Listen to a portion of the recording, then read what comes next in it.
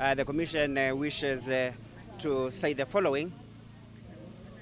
In relation to corruption in our universities, it is true that corruption and unethical conduct have found their way into our universities, and this is compromising and threatening the quality and the standards of higher education in the country. At the moment, EACC is conducting investigations into various forms of corruption, theft of public funds, academic fraud, and unethical conduct in 18 public universities. But now come to Siaya, where we are today. This is, let me call it a new scandal in Jaramogi Oginga Odinga University of Science and Technology. In a similar version to what happened in Moi University, university officials allegedly colluded with consultants and contractors to defraud Jaramogi University of money amounting to 2.6 billion Kenya shillings, and that is in the implementation of 6 capital projects in the university. Notably, these payments have already been done despite the projects still being incomplete. In the same university, that is Jaramogi Oginga Odinga University, EACC, through its Nyanza regional office in Kisumu, has launched fresh investigations, and this is in relation to a graduation that took place last month in October, where it is alleged that 6 university officials received bribes to facilitate the graduation of over 200 unqualified students who, instead of sitting for supplementary examinations, colluded with those officials to bribe their way into the graduation list.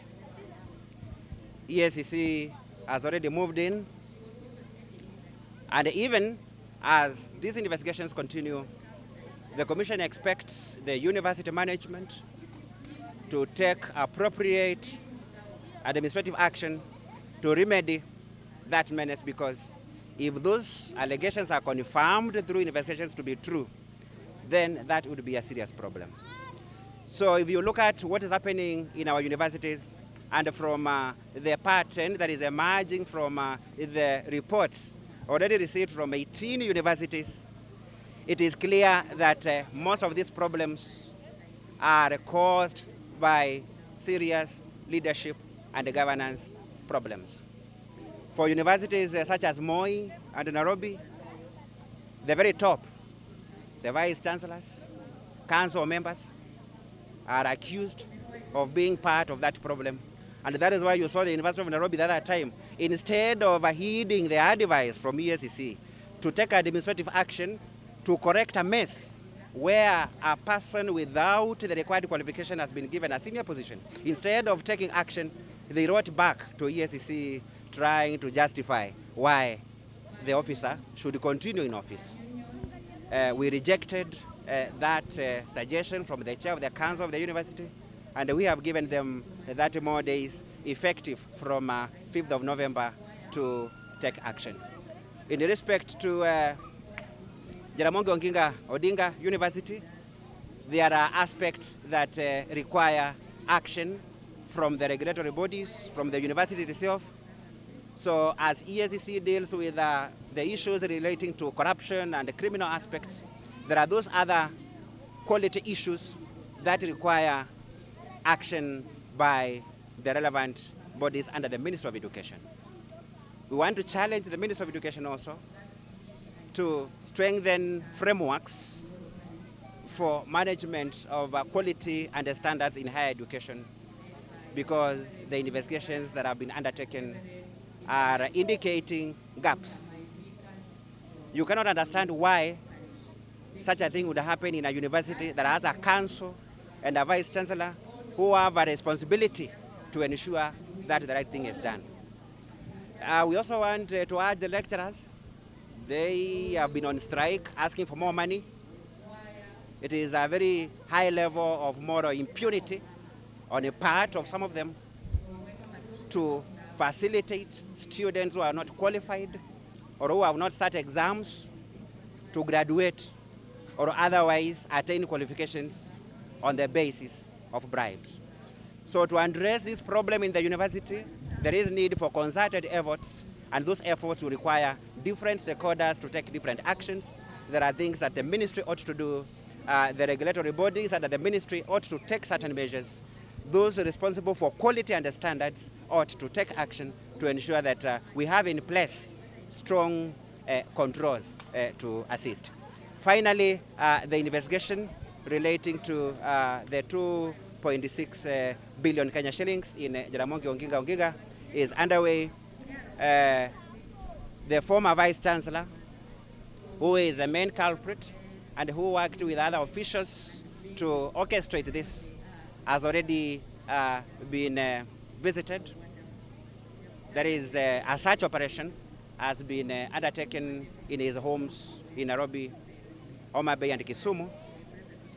And it was noted that when he retired, he carried all the original documents relating to the 6 capital projects that were implemented at the cost of 2.6 billion. And that is the reason why when the university was recently taken to court by one of the contractors who is demanding an additional 179 million, the university was not able to effectively defend itself because the former Vice Chancellor retired with all the original documents relating to the project. Luckily, EACC was able to do that search and they retrieved all those documents. Those volumes of documents are in our custody, and we are using them to finalize that investigation. Once complete, appropriate action will be taken, and that will involve recommendations for prosecution where applicable, and the EACC will also proceed to court to recover any public money that has been lost.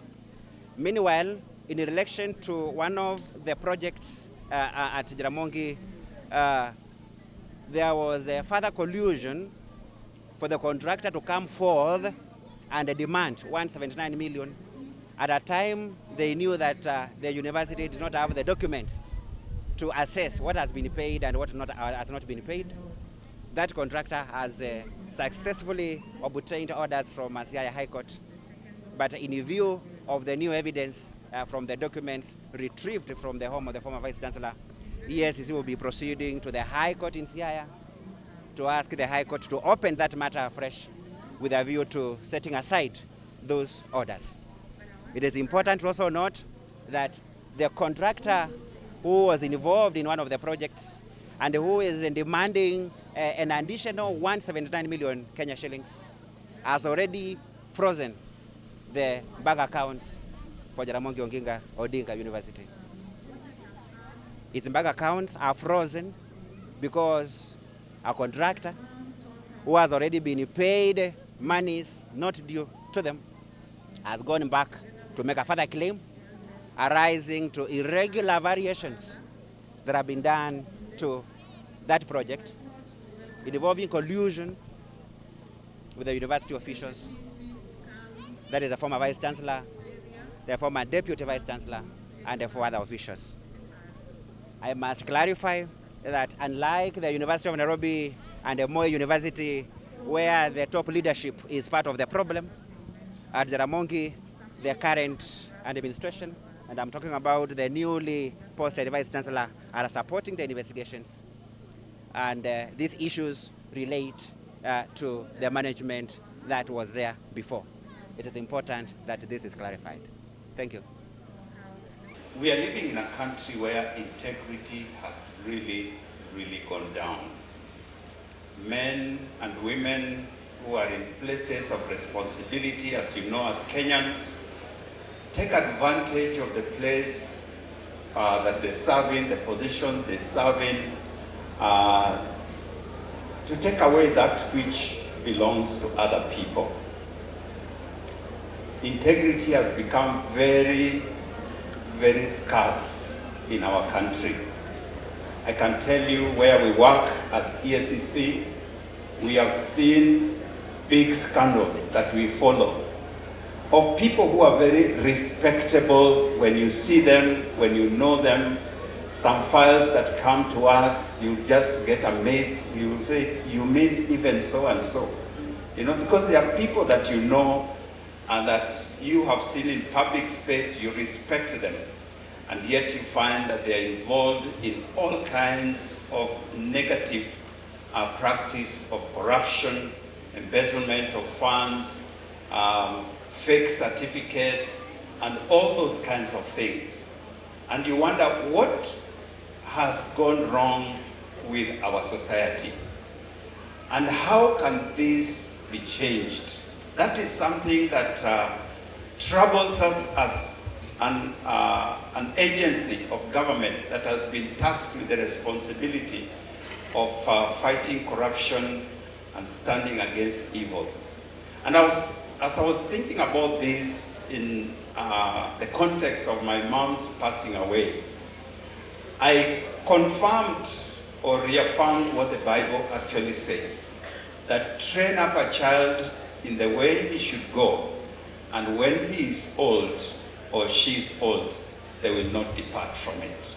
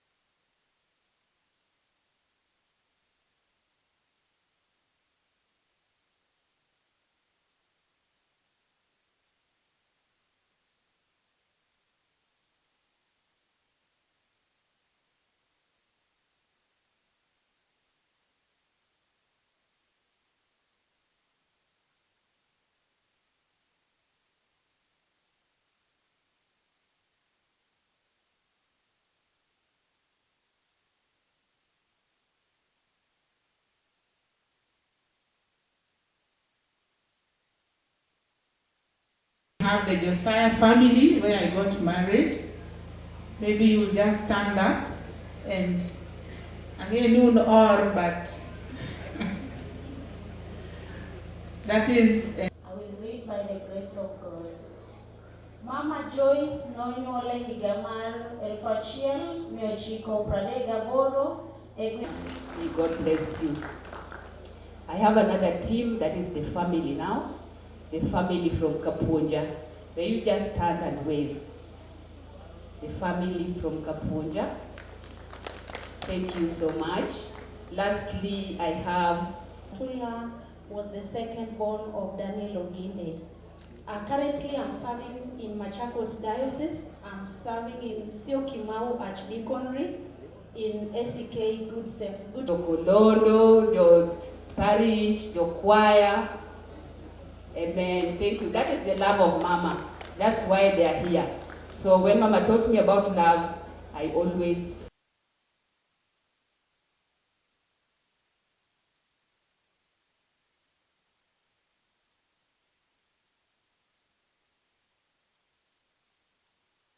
Mama Joyce. My father is the firstborn in the Oginde family. I want to thank God for their life or for giving us Joyce. Mane nokelo lokruok e ringre mang'eny. Thieth mar golo pi mane otim nokelo ne yom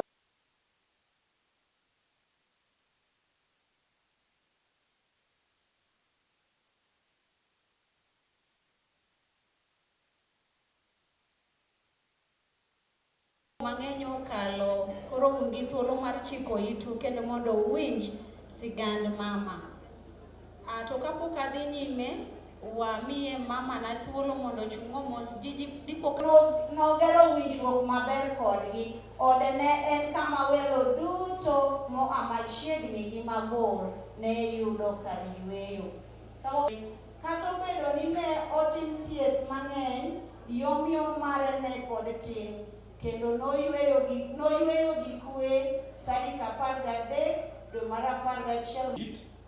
So we bless her so much. A lot has been said about her. We thank her for all that. We want to thank the children of the late Mama Joyce.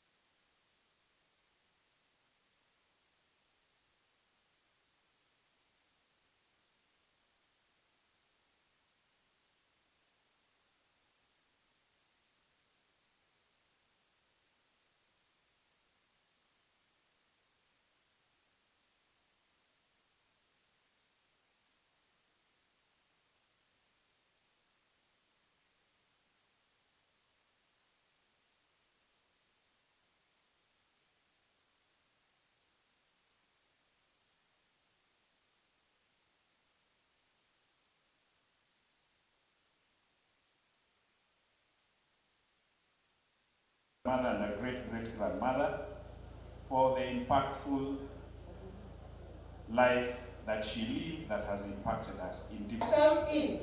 She could be elected as the treasurer. Can we clap for her? Ngima e kind ji, mama ber ne nyithindgi duto. Ng'wono mare ne ok ochungo kuom joodgi kende, to ne